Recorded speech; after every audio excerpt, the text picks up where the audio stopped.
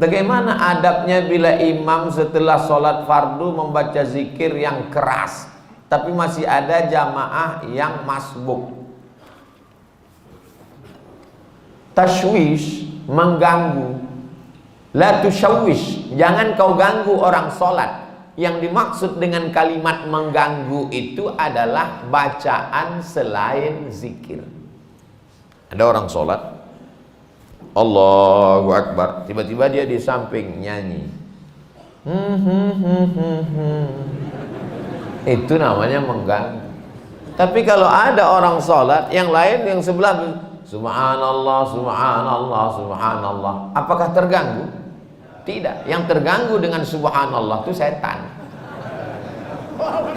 Kenapa? Karena bacaan zikir dengan sholat isinya sama. Aqimis sholata li zikri, dirikanlah sholat untuk zikir mengingat aku.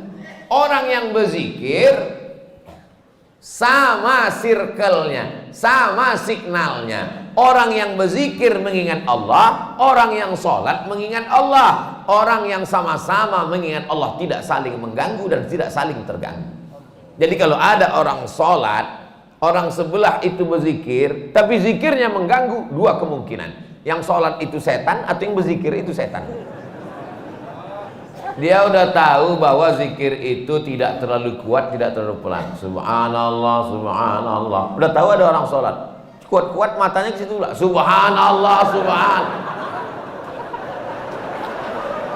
Ini setan. Ini setan yang sedang berzikir.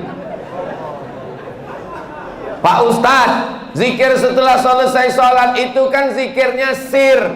Itu menurut mazhab Syafi'i. Zikirnya jahar, mazhab muridnya Imam Syafi'i, namanya Hambali, Imam Ahmad bin Hambal. Menurut mazhab Syafi'i, berzikir itu jahar sementara makmumnya tahu. Kalau makmumnya sudah tahu, zikirnya sir. Maka di sebagian masjid zikirnya sir. Pas imam ditanya, Pak Imam zikirnya kok enggak jahar? Makmumnya udah tahu. Ustaz Somad kalau jadi imam bacanya, saya kalau jadi imam zikir saya jahar. Kenapa Ustaz enggak baca sir? Karena makmum saya ada 3 orang enggak tahu.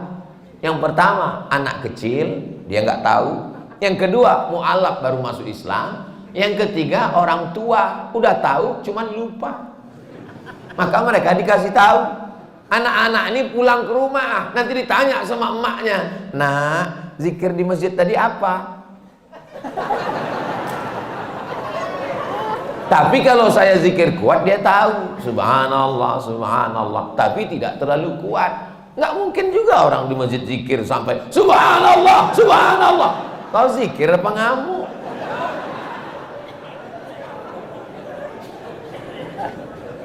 Jadi yang paling bagus adalah khairul umuri awsatuha, sebaik-baik perkara pertengahan. La tajhar bi sholatika, jangan suaramu terlalu melambung.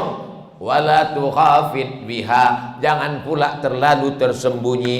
Wabtaghi baina dzalika sabila, carilah jalan tengah. Subhanallah, subhanallah, subhanallah. Ustaz Somad ngomong katanya bersuara jangan terlalu melambung tinggi. Ustaz sendiri kalau ngomong tinggi, saya biasa aja, sound systemnya bagus.